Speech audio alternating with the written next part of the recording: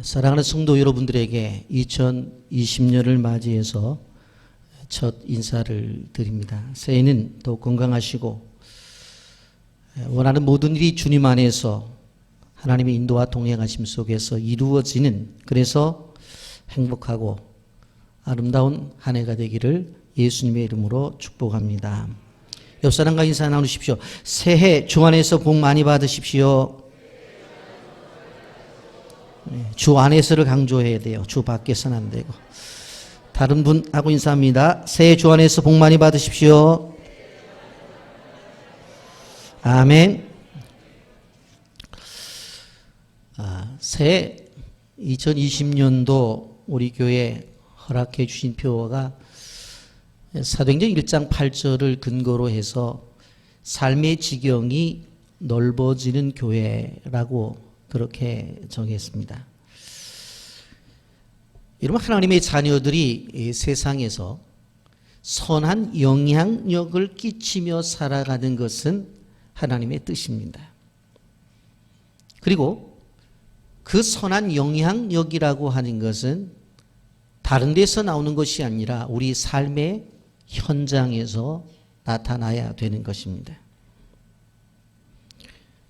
여러분, 우리 예수를 믿는 사람들이 왜 이 삶이 중요한가 하면 우리의 삶은 주님이 일하시는 일터입니다. 그리고 하나님이 활동하시는 활동 무대입니다. 그리고 주님의 이름이 목격되는 현장입니다. 그렇기 때문에 우리의 삶을 통해서 그 속에서 하나님의 이름이 드러나고, 그리고 그 속에서 하나님의 일하심이 나타난다는 말이에요. 그리고 나를 어떻게 사용하시는가가 바로 나의 삶의 현장 속에서 나타난다라고 하는 것입니다.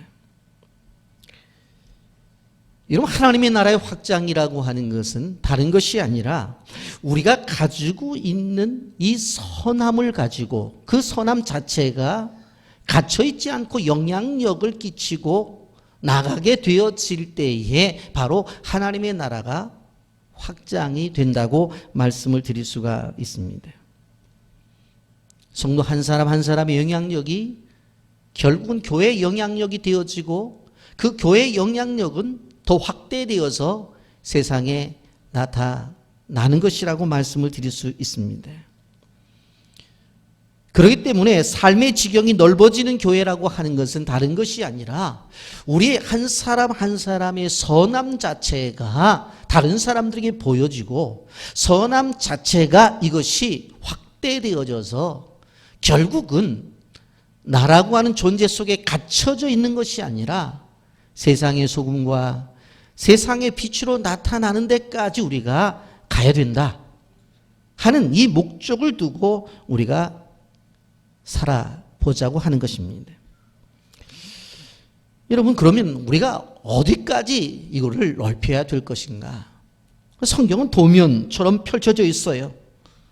예루살렘, 유대, 사마리아 땅끝까지. 우리의 선함이라고 하는 것이 바로 우리 가정 안에서도 이루어져야 되지만, 내 직장과 학교 속에서도 이루어져야 되지만, 더 나아가서 지역사회 속에서, 더 나아가서 소위 말하는 열방까지의 나의 선함이 나타나야 된다 하는 것입니다. 그럼 이런 것들이 어떻게 이루어지느냐? 오늘 성경은 분명히 말하고 있어요. 성령이 너에게 임하실 때 그것이 가능하다고 말하고 있어요. 성령의 임재 없이는 이룰 수가 없다라고 하는 것입니다. 여러분, 사도행전 1장 8절에 성령이 너에게 임하시면 너희가 권능을 받고, 능력이 있어야 그런 일을 하는데 능력은 성령을 통해서만 올 수가 있다고 하는 거예요. 그래서 성령의 능력을 받은 사람들이 바로 그 능력을 가지고 예루살렘과 유대와 사마리아 땅끝까지 선함이 나타난다고 하는 것입니다. 여러분, 우리가 가지고 있는 어떤 영향력이라고 하는 것은 바로 예수 그리스도를 통해서 나타나야 되는 거예요. 나만이 나타나면 그것이 교만한 것이고 결국은 그것이 내 인생을 무너지게 만들어요. 그래서 성경은 뭐라고 말했어요? 그것을 가르쳐 주기 위해서 증인이라는 말을 쓰고 있는 것을 보게 되어집니다. 그래서 증인이 되리라고 말씀했어요. 여러분, 우린 가는 곳마다 나를 통해서 주님이 나타나야 돼. 내가 아무리 잘한다 할지라도 내가 주인공이 아니라 내가 잘하는 그 현장 속에서 주님이 주인공이 되셔야 되는 거예요. 그리고 내가 전파되는 것이 아니라 주님이 전파가 되어져야 되는 것이에요. 이것이 지경을 넓히는 방법이라고 하는 것을 우리는 기억해야 돼요. 2020년은 이런 목표를 두고 우리 인생을 사시기를 예수님의 이름으로 축복합니다. 그런데 세상은 엄청나게 방해를 할 거예요. 왜? 그렇게 사는 것을 원치 않기 때문에. 사단은 그런 방법을 원치 않기 때문에, 그래서 그렇게 하지 못하도록 이 방법 저 방법을 통해서 우리를 무너뜨리려고 할 때에 우리는 굴하지 말고 믿음의 도리를 굳게 잡고 한 걸음 한 걸음 걸어 나가야 돼요. 지금은 펼쳐진 것 같지 않지만 한 걸음 한 걸음을 걸다 보면 어느 한순간에 우리가 가지고 있는 선한 영향력이 어떻게 되어져요? 열방을 향해서 가고 있는 나 자신을 발견할 수가 있다라고 하는 것입니다. 이런 우리는 이스라엘 백성들이 고통 중에 있을 때에 하나님께서 그 고통 속에 있는 백성들을 끄집어냈죠. 그것을 우리는 출애굽이라고 말을 해요. 여러분, 오늘날 우리가 살아가는 세대도 마찬가지예요. 애굽에 있었던 이스라엘 백성들처럼 많은 어려움을 당하고 있어요. 거기서 뛰쳐나와야 돼요. 경제적인 어려움에서 벗어나야 돼요. 정치적인 혼란에서도 벗어나야 돼요. 사회적인 고통 속에서도 벗어나야 되는 거예요. 이 시대에 우리는 출애굽을 해야 돼요. 그렇다고 한다면 어떻게 해야 이렇게 정치적으로, 사회적으로, 경제적으로 이 어려운 세대 속에서 그것을 나올 수 있느냐? 첫째, 창조의식을 가지라고 하는 거예요. 따라서 하십시오. 창조의식을 가지십시오. 창조의식을 가져야 되는 거예요. 이런 모세 인생을 바라보게 되어지면 태어날 때부터 얼마나 큰 은혜를 받은 사람인지 몰라요. 그래서 그가 아들이 낳으면 다 죽임을 당하게 될 때에 그가 건지움을 받고 왕국에 들어가서 왕자로서 자라나잖아요.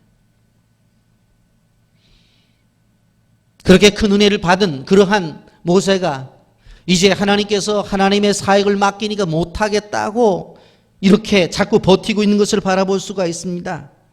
생각해보면 모세가 연약한 사람이냐? 그런 사람이 아니에요.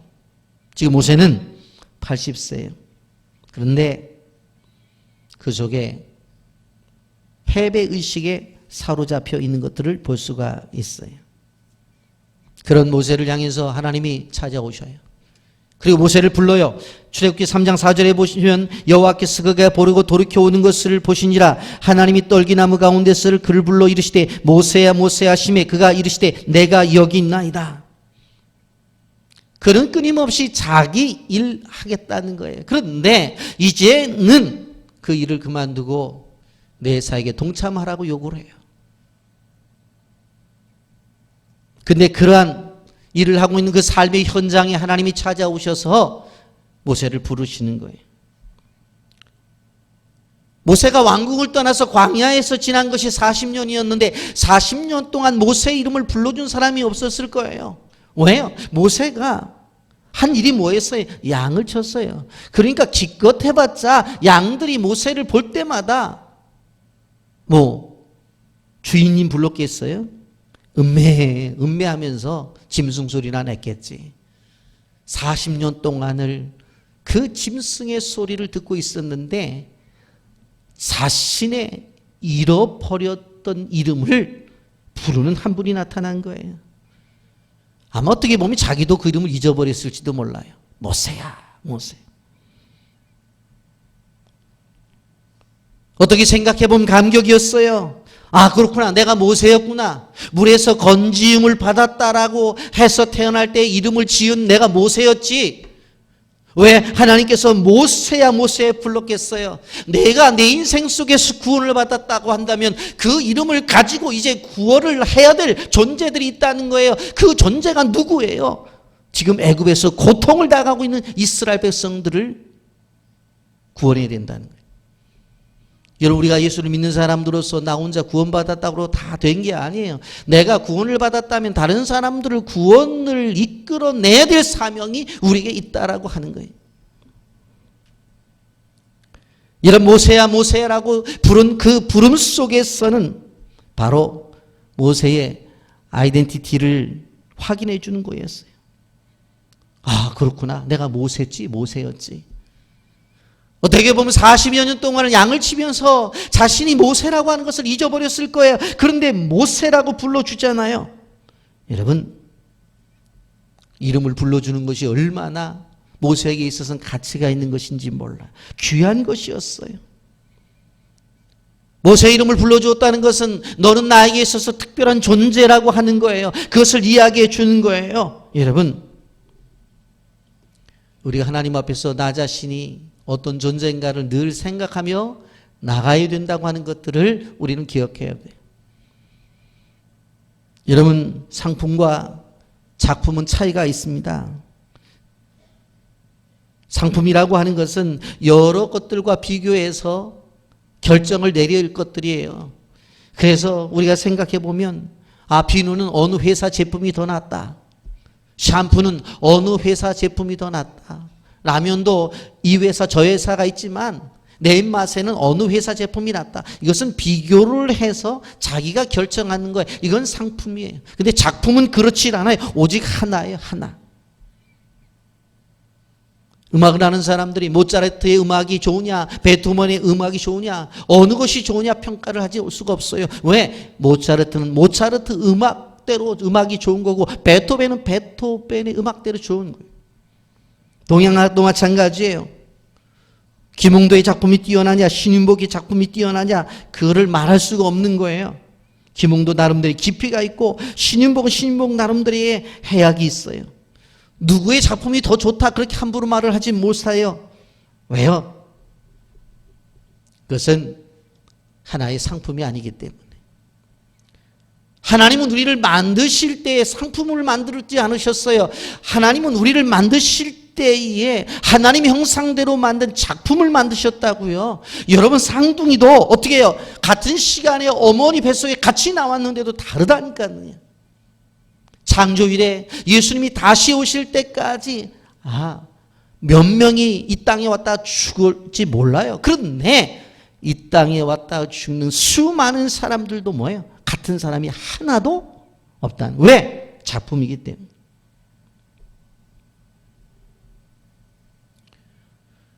여러분, 하나님은 지금 누구를 불러요? 모세를 불러요. 잊어버렸던, 자신도 그 이름을 잊어버렸던 모세를 부르면서 너는 어떤 존재인지 아냐?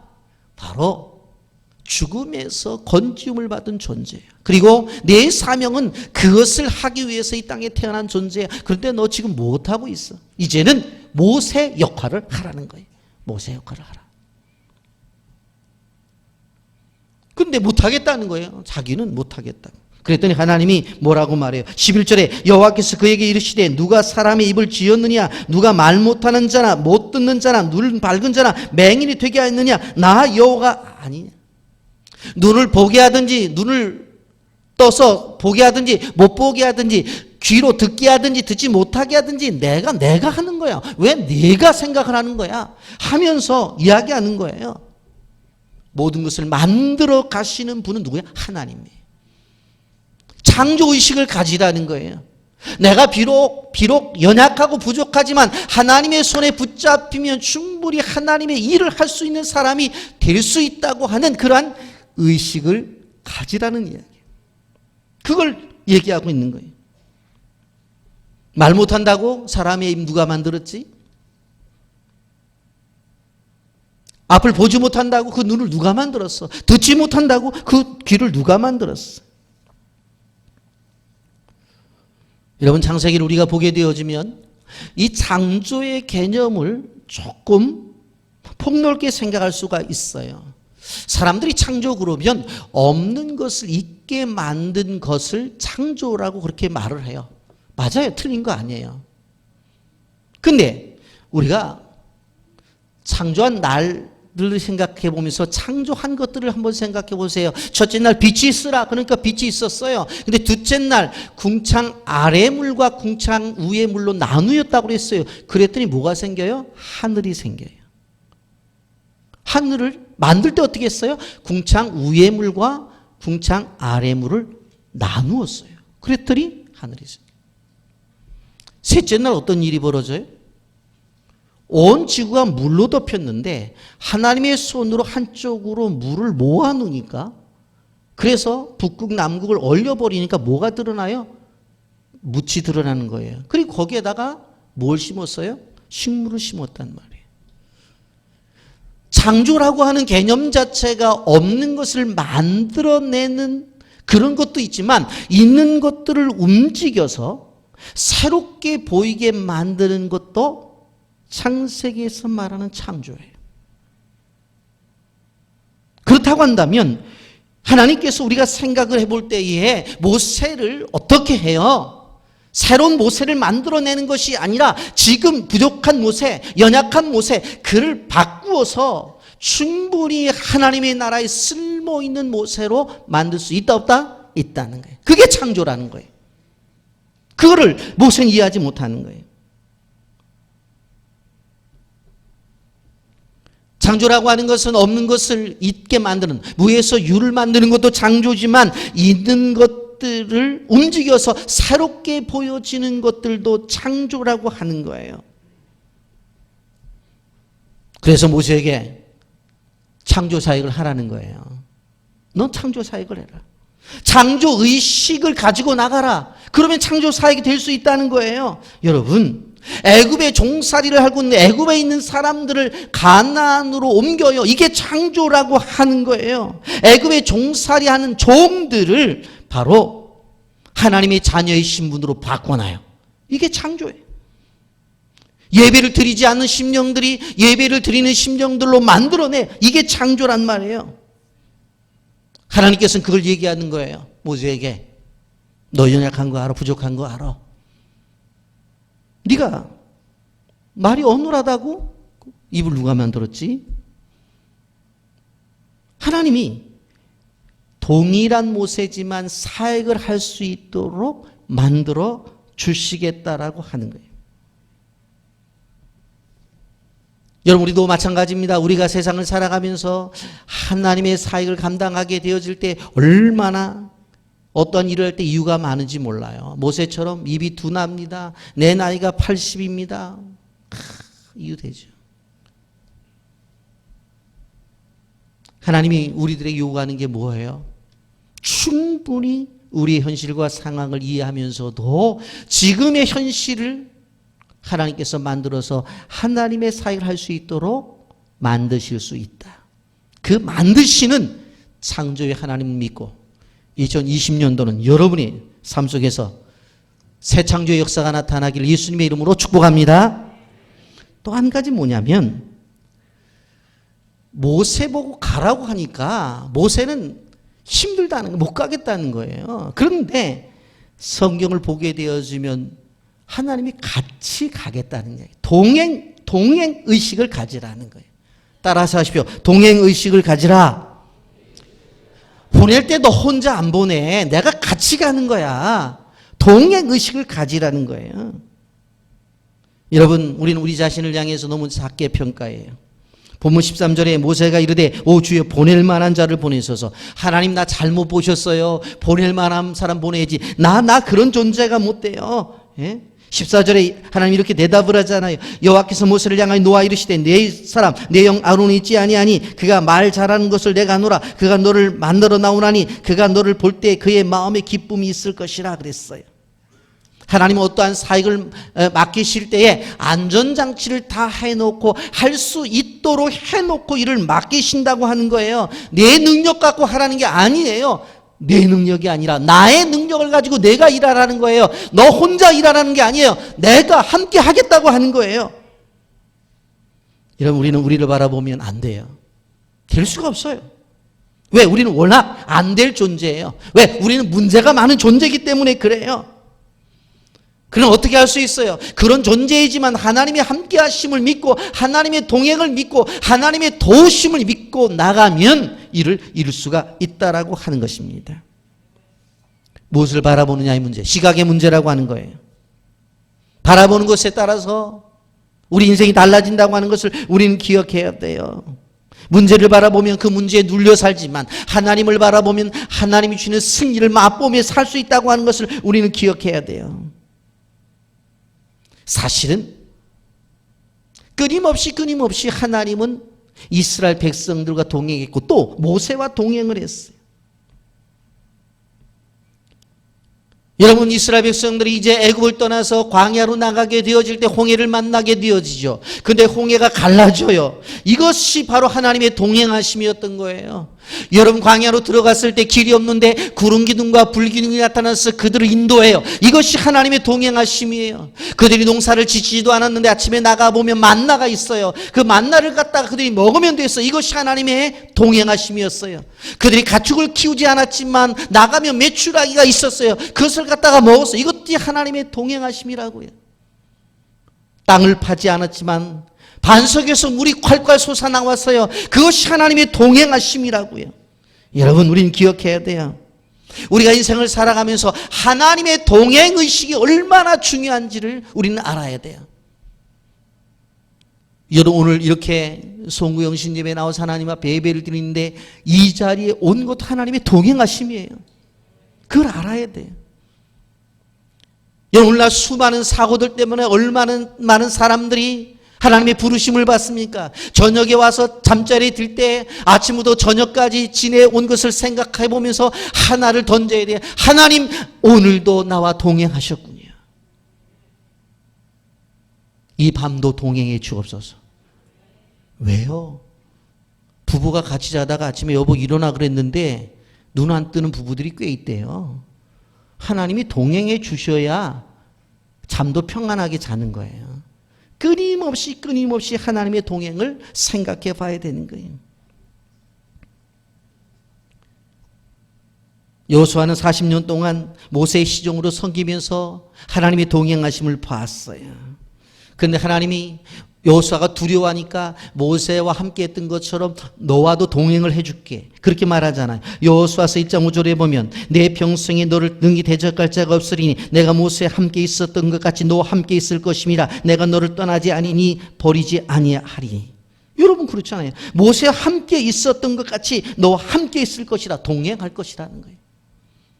내가 너를 떠나지 아니하고 버리지 않겠다.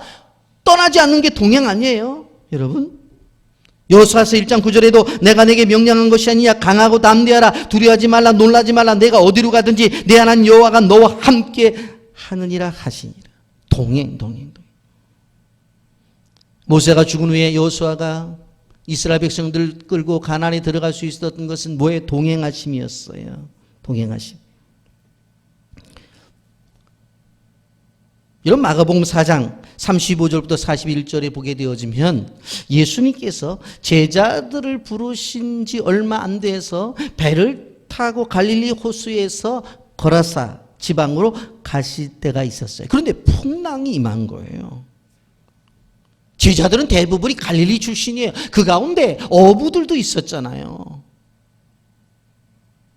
풍랑이 있는데 견딜 수가 없어요. 노를 저어라, 돛을 올려라, 물을 퍼내라, 암만 해도 견딜 수가 없어요. 그런데 예수님은 쿨쿨 주무시고 계셔요. 그때 제자들이 어떻게 예수님 깨우잖아요. 우리의 죽게 된 것을 왜 안 돌아보시냐고. 예수님 일어나셔서 믿음이 없는 자들아 한마디 하시더니 그 바다를 보고 잔잔하라 고요하라고 그랬더니 그냥 잔잔해진 거예요. 여러분, 여기서 마가복음 4장 39절에 그렇게 말하잖아요. 예수께서 깨어 바람을 꾸짖으시며 바다더러 이르시되 잠잠하라 고요하시니 바람이 그치고 아주 잔잔하시더라 그랬어요. 우리가 생각해 볼 때는 예수님이 일어나셔서 어떻게 해야 돼요? 풍랑이 임했냐? 야 어떻게 그렇게 노를 저? 노를 그렇게 지으면은 이게 침몰이 되는 거야. 돛을 그렇게 올리면 안 되지. 배의 키를 그렇게 잡으면 배는 이런 풍랑 속에서는 큰일 나. 그렇게 이야기하는 것이 옳은 것인지 성경은 뭘 얘기하고 있는 거예요? 지금 이 배에 누가 타고 있다? 내가 타고 있다. 너희들은 그거를만 알면 되는 거예요. 예수님께 어서 우리의 죽게 되었습니다라고 말하면 예수님이 일어나서 그냥 꾸짖으면 끝나는 거예요. 뭘 얘기하는 거예요? 너희들은 나와 동행하고 있다. 그거를 가르쳐주고 있는 거예요. 여러분, 예수님이 출생을 보게 되어지면 무엇을 알 수 있어요? 마태복음 1장 23절에 보라 처녀가 잉태의 아들을 낳을 것이요 그의 이름은 임마누엘이라 하리라 하셨으니 이를 번역한즉 하나님이 우리와 함께 계시답니다. 예수님이 태어날 때 이름이 뭐예요? 별명이 임마누엘이에요. 그런데 그 뜻이 뭐예요? 하나님이 우리와 함께 하신다. 동행. 태어날 때부터 예수 그리스도는 우리와 동행하기 위해서 그분이 오셨어요. 예수님께서 마지막 사역을 마치고 하늘에 오르실 때 주신 말씀이 뭐예요? 마태복음 18장 20절 말씀이에요. 내가 너에게 분부한 모든 것을 가르쳐 지키게 하라. 볼지어다 내가 세상 끝날까지 너희와 항상 함께 있으리라 하시니라. 따라서 하십시오. 너희와 항상 함께 있으리라. 뭐 동행하겠다. 히브리서 13장 5절에도 내가 결코 너희를 버리지 아니하고 너희를 떠나지 아니하리라 하셨느니라. 너희를 버리고 너희를 떠나지 않겠다. 여러분 2020년도 여러분 두 번째 우리가 생각해 봐야 될 것이 뭐예요? 창조의식을 갖고 살아가는 사람은 늘 하나님이 나와 동행하신다는 사실을 믿고 나가야 돼요. 거기에 승리가 있는 거예요. 동행의식으로 한 해를 사시기를 예수님의 이름으로 축복합니다. 세 번째, 사명의식을 갖고 살라는 거예요. 여러분 사도행전 7장 22절에 보면 모세가 애굽 사람의 모든 지혜를 배워 그의 말과 하는 일들이 능하더라 그랬어요. 그는 40살이 될 때까지 바로 애굽의 왕궁에서 배울 거 다 배웠어요. 충분했어요. 그리고 나이가 80세예요. 뭐예요? 인생의 숙련이 되었다는 이야기예요. 하나님 편에서 보실 때는 40년 동안 애국 궁정에서 실질적으로 모든 학술과 그리고 모든 능력들을 배웠고 또 40년 동안 광야에서 양을 치우면서 어떻게 양들을 인도해야 되는지를 배웠단 말이에요. 왜? 이스라엘 백성들을 그 광야에서 인도해야 되니까 양들을 데리고 이 골목 저 골목 다 다녔을 거잖아요. 다 배웠다고. 하나님이 보실 때는 준비가 됐단 말이에요. 이만하면 됐어. 그래서 부른 건데 모세는 아니라는 거예요. 하나님 그러시는 게 모세한테 야 내가 아무리 찾아봐도 너밖에 없다. 근데 자기는 아니라는 거예요. 여러분 우리나라가 어떤 존재가 되기를 원하느냐? 젊은이들의 기도의 제목 속에 보게 되어지면 우리나라가 제사장 나라가 되기를 원합니다라고 하는 그러한 기도를 드려요. 그럴 때 한번 생각해 보세요. 우리 민족만큼 준비되어져 있는 나라가 있는가? 여러분 OECD 국가 가운데서 소위 말해서 자기 동족의 언어를 우리나라 사람들처럼 문명률이 최고인 데가 없어요. 그러니까 아무리 잘 사는 나라들도 자기 나라 글을 읽지 못하고 쓰지 못하는 사람이 많은데 우리나라는요 거의 없어요. 그래갖고 요새는 또 뭐까지 만들었냐면 노인학교까지 만들어서 학교에서 70, 80대 분들 한글 모르는 분들 다 데려다가 또 한글 가르치잖아요. 그리고 또 졸업장도 줘요 또. 그래서 뭐 이번에 보니까 뭐 70, 80이 넘은 분들이 대학 들어갔다는 얘기들이 나오잖아요. 여러분 엘리트 교육은 세계적이에요 우리나라가. 여러분 대졸 출신으로 사병으로 가는 나라들이 없어요. 우리나라밖에 없어요. 우리나라. 그 정도로 예, 우리나라의 지식이 세계적이에요. 경제적으로도 보십시오. 경제적으로 우리가 힘들다고 그러지만 예, 세계 10위를 앞다투고 있잖아요. 문화적으로 보세요. 아이돌과 한국 드라마가 세계를 휩쓸고 있잖아요. 영적으로 보면 미국 다음으로 선교사를 많이 파송한 나라예요. 우리 교단 GMS만 하더라도 세계 102개국에 2562명의 선교사를 파송하고 있어요. 교단을 다 초월해서 한국 교회에서 선교사를 파송한 숫자를 제가 조사해 보니까 한국 세계 선교협의회에서 통계를 낸 것을 보니까 우리나라가 171개국에 27,993명의 선교사를 파송하고 있어요. 등록된 선교사 이건. 등록된 선교사. 여러분 영적으로도 전 세계의 지도자가 되어져 있어요. 경제적으로도 앞서가 있어요. 문화적으로도 마찬가지예요. 이렇게 하나님이 만들어 주셨어요. 그래서 하나님이 그러는 거예요. 대한민국을 보고 이래라 그랬더니 뭐라고 그러냐면 우리가 어떻게 하냐는 거예요. 모세하고 똑같아요. 모세하고. 여러분 우리는 기억해야 돼. 이 속에서 하나님의 부르심에 대한 것들을 잘 듣고 생각을 해야 돼요. 근데 모세 보십시오. 모세가 애굽에서 40년 동안 생활을 하다가 40세가 되었을 때 나가봤잖아요. 그랬더니 보니까 동족들끼리 싸워요. 싸우지 말라고. 또 한 번 나가봤더니 어떻게 애굽 사람들을 갖고 싸워요. 그러니까 어렸을 때부터 어머니 속에서 자라났던 신앙이 있잖아요. 아니 어떻게 애굽 사람이 우리나라 사람을 한 대 친 게 죽잖아요. 그때는 뭐예요? 자기가 뭐가 하면 되는 줄 알았어요. 스스로 민족의 구원자라고 생각했어요. 그런데 의기양양했던 그 왕자를 하나님은 받으시지를 않아요. 그리고는 광야에 가서 40년 동안의 고난의 기간을 거치게 하셔요.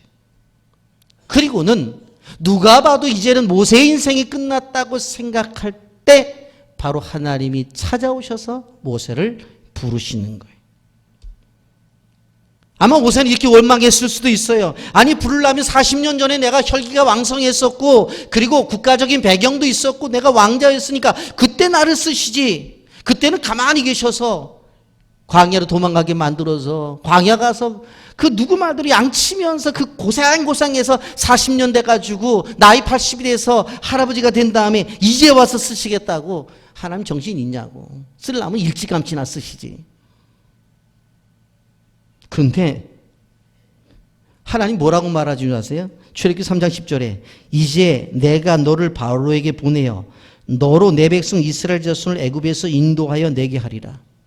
하나님은 모세의 생각과 너무 달라.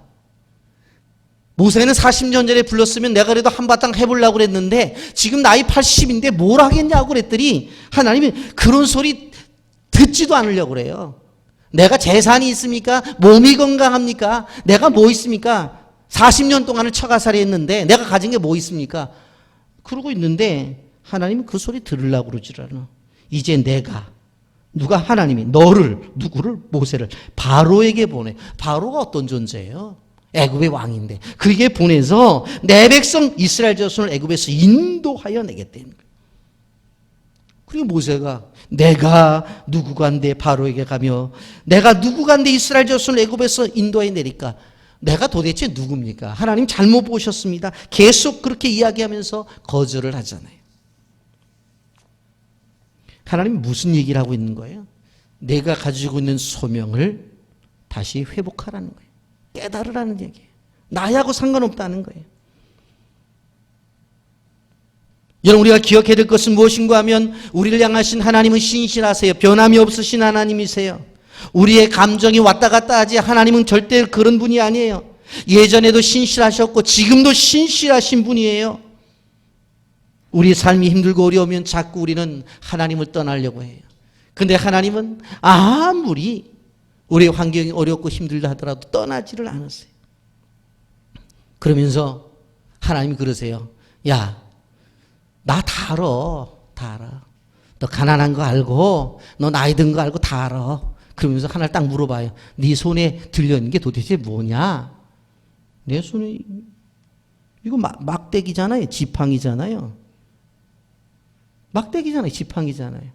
그렇게 표현할 때 모세는 무슨 생각을 했겠어요? 이거 마른 막대기에 뭐가 쓸 게 있어요? 그냥 이거 아무 쓸모가 없는 이 마른 막대기 하나입니다. 그 얘기를 하는 거예요. 그런데 하나님은 내 손에 들린 것이 무엇이냐고 묻는 것이 뭐예요? 그것이 마른 막대기라도 나는 그것을 통해서 역사를 이루겠다는 거예요. 그걸 얘기하는 거예요. 자꾸 왜 하나님에게 초점을 맞춰라, 하나님의 마음을 가져라, 하나님의 생각을 읊어라 계속 하는 이유가 무엇인가 하면 우리가 가지고 있는 지팡이 하나 갖고 쓸모가 없어요. 그런데 하나님의 눈으로 보실 때는 그 지팡이를 사용하셔도 이스라엘 민족을 구원시킬 수가 있는 분이라고 하는 거예요. 여러분, 그렇기 때문에 하나님 앞에 서면 우리의 생각이 바뀌어져요. 그리고 하나님 앞에 서면 우리의 가치가 바뀌어져요. 그리고 하나님 앞에 서게 되어지면 우리가 새롭게 만들어질 수가 있다라고 하는 거예요. 내가 가지고 있는 지팡이, 모세의 지팡이가 아니라 이제는 하나님의 지팡이로 만들겠다라고 하는 거예요. 그래서 그 지팡이를 가지고 홍해를 가르잖아요. 그 지팡이를 가지고 아말렉과의 전쟁 속에서 어떻게 해요? 승리를 이끌어내잖아요. 예? 그래서 출애굽기 4장 17절에 너는 이 지팡이를 손에 잡고 이것으로 이적을 행할지라 그랬어요. 내가 이 지팡이를 갖고 이적을 행하라. 모세가 볼 때는 이것은 쓸모없는 지팡이고 기껏해야 양이나 치근 지팡이였는데 하나님은 그 지팡이를 갖고 이적을 행하시겠다는 거예요. 무슨 이야기입니까? 내가 가지고 있는 현실, 그 현실을 가지고 나는 하나님의 일을 하겠다는 거예요. 우리가 기억해야 될 것은 내가 나이가 들었습니다. 모세처럼. 나는 가진 것이 없었습니다. 모세처럼. 나는 힘도 없습니다. 모세처럼. 그래도 하나님이 쓰시겠다고 하면 아멘 하세요. 그러면 모세처럼 기적을 일으키는 주인공이 될 수가 있다라고 하는 거예요. 여러분, 우리가 빛의 교회 성도님들은 늘 비전 선언문을 하잖아요. 빛의 교회는 하나님 나라 회복을 위하여 사도행전적 바로 그 교회를 세우는 것을 비전으로 한다. 그러잖아요. 그리고 미션도 얘기를 하잖아요. 그러면 우리가 늘 무슨 생각을 좀 해봐야 되냐면 사명에 대한 생각을 좀 해봐야 돼요. 그래서 어느 교회 나가시죠? 예, 빛의 교회 나갑니다. 그러면 빛의 교회 뭐 하세요? 그러면 저는 빛의 교회 권사입니다. 빛의 교회 장로입니다. 빛의 교회 집사입니다. 그렇게 얘기할 수 있어요. 그러나 저는 한 걸음 더 나가서 여러분에게 주신 사명을 이야기하는 데까지 가야 된다는 거예요. 저는 빛의 교회에서 부르심을 따라 다음 세대들을 위해서 아이들을 가르치는 교사입니다. 그런 사명을 이야기하라는 거예요. 저는 빛의 교회에서 마게도냐 환상을 바라보고 우리에게 주신 종족 선교를 위해서 늘 필리핀을 아니면 인도네시아를 아니면 캄보디아를 마음속에 품고 있는 시간만 있으면 틈만 있으면 찾아가는 단기 선교사입니다. 내 인생 전체를 갖다 바치지 못하지만 그래도 1년에 한 차례 휴가 때는 내가 찾아가는 단기 선교사입니다. 사명을 이야기하잖아요. 사명. 내가 빛의 교회 권사입니다. 그것을 뛰어넘어서 슬픔을 당하고 아픔을 당하는 사람들에게 내가 찾아가서 같이 손을 잡고 기도해 주면서 같이 울어주는 사명이 나에게 있습니다. 사명을 이야기하는. 사명이 없는 사람들은 자꾸 피해가요. 왜? 힘드니까. 사명이 없는 사람들은 더 심하게 말하면 도망가요. 왜? 어려우니까. 그러나 사명을 가진 사람들은 그 자리가 하나님께서 나를 향해서 요구하는 자리라고 생각해서 그 자리에서 하나님의 뜻을 이루려고 하는 거예요. 여러분, 우리 교회도 청년들이 있는데 남녀 교제할 때 대화를 하면서 요즘 뭐 하세요? 그러면은 저는 어느 직장을 다니고 이것하고 저것하고 이렇게 하고 저렇게 준비하는 것. 뭐 사실이죠. 거짓말 아니죠. 그러나 저는 한 걸음 더 나가서 사명을 이야기하는 젊은이들이 됐으면 좋겠다는 생각을 가졌어요. 사명을 이야기하는. 말씀을 정리하려고 생각합니다. 송구영신 예배. 여러분, 모세를 향해서 하나님이 요구하신 건 뭐냐면 너 창조의식을 가져. 만들어질 수 있어. 창조의식을 가져라. 그런 의식을 갖고 살아나갈 때 뭐가 되는 거야? 그리고 너 가라 그럴 때 너 혼자 안 내보내. 동행의식을 내가 함께 할 거야. 동행의식을 가져. 그리고 내가 가는 거 사명이야. 너 태어날 때부터 죽었던 인생인데 구원받았잖아. 그리고 물에서 구원받았다고 모세라고 이름을 지었잖아. 그러면 너도 다른 사람 구원시켜야 되잖아. 그게 사명이잖아. 여러분, 우리는 이러한 세 가지를 가지고 좀 한 해를 좀 생각해 보며 살자고 하는 것입니다. 여러분, 저는 교회를 담임하는 목사로서 이 세상 속에서 많은 일들이 보여지잖아요. 요새 얼마나 이 사회가 엉망진창입니까? 저는 과감하게 이 땅에 소망은 교회고 교회가 답이어야 된다라고 믿는 사람이에요. 그리고 우리 교회는 그렇게 되어야 된다고 전 믿어요. 교회가 이 땅의 소망이라고 한다면 다른 교회가 아니라 우리가 몸담고 있는 빛의 교회가 이 땅의 소망이 되어져야 된다고 하는 거예요.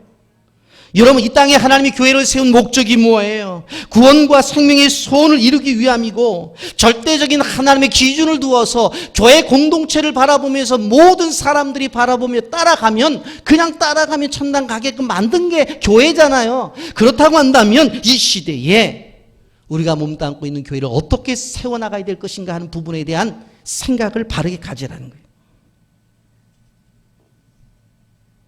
저는 개척했을 때에 그 교회를 향해서 우리 교회를 어떻게 세워나갈 것인가 하나님 주신 비전이 있었어요. 가르치는 교회, 전파하는 교회, 치료하는 교회, 프리칭, 티칭, 힐링, 이 세 가지를 놓고 한 10년 정도 열심히 해왔어요. 그 다음에 10년이 지난 다음에 교인들이 어느 정도 모였을 때 어떻게 하면 좀 더 이 숫자가 되었으니까 이제 하나님이 원하신 교회를 만들까 해서 또 사명선언문을 바꿨잖아요. 비전을. 감동 있는 예배와 참된 공동체 안에서 열방에게 복음을 전하며 그리스도의 제자로 세우는 것을 사명으로 한다. 두 번째 박. 그걸 가지고 사용하다가 좀 더 교회가 커져서 이제 지금 사용하고 있는 우리가 사도행전적 교회를 세워나가자고 하는 거예요. 저는 이전하게 되어지면 큰 틀은 아니지만 또 바뀌어요. 또 바뀌어요. 거기서 가장 중요한 게 뭐예요? 하나님의 임재를 경험하는 예배. 하나님 만나는 예배를 드려야 된다. 그리고 하나님의 말씀으로 훈련을 받은 제자들, 훈련을 받은 사람들이 세상 속으로 흩어져 나가야 된다. 그리고 성령의 능력으로 지역과 세상을 복음으로 섬기는 미셔널 처치를 만들어야 된다. 그래서 많이는 안 바꿔요. 왜? 저도 머리가 안 좋아서 자꾸 바꾸면 잘 못 외우니까. 그러나 우리가 환경과 형편과 규모에 따라서 하나님이 내게 주신 어떠한 분명한 비전, 그런 게 있어야 되는 거예요. 여러분들 마찬가지예요. 초등학교 때의 비전, 사명이 뭐예요? 엄마 말 잘 듣는 거예요. 근데 대학도 졸업하고 결혼도 하고 그랬는데 엄마 말 듣지 말라는 게 아니라 엄마 말 잘 듣는 게 사명이 되면 되겠어요? 지가 알아서 해야 되지. 그 규모에 따라서 성장과 모든 것에 따라 달라져야 되는 거예요. 이러면 2020 우리나라는 세대가 어려운지 이것에 대해서 별로 관심이 없는 것 같지만 사실은 기업체에서나 그리고 좀 관심 있는 사람들은 2020이라고 하는 것에 대해서 많은 관심을 가지고 있어요. 여러분, 송구영신 예배 때 이 들은 모세를 향해서 준 메시지 꼭 기억하셔서 한 해 동안 여러분들도 정말로 창조적 사고를 가지고 사세요. 그래서 뭔가를 자꾸 만들어내려고 하세요. 만들어내려고. 조금만 움직이면 새로운 게 만들어져요. 그게 창세기에서 말하는 거예요. 물이 덮여져 있는데 한쪽으로 물을 모르니까 묻이 드러나고 거기다가 식물 심을 수 있었잖아요. 조금만 움직이면. 궁창 위의 물과 아래 물로 나누니까 뻥 뚫린 하늘이 생기잖아요. 움직이면 이렇게 돼요. 그리고 늘 하나님과 동행하는, 그리고 내게 주신 사명을 깨닫고 그 사명을 하나님 앞에 이루어드리는 귀한 축복된 성도의 가정이요, 여러분의 자녀들이요, 교회요, 우리 교회 선교지가 되기를 예수님의 이름으로 축복합니다. 아멘. 거룩하신 하나님 아버지.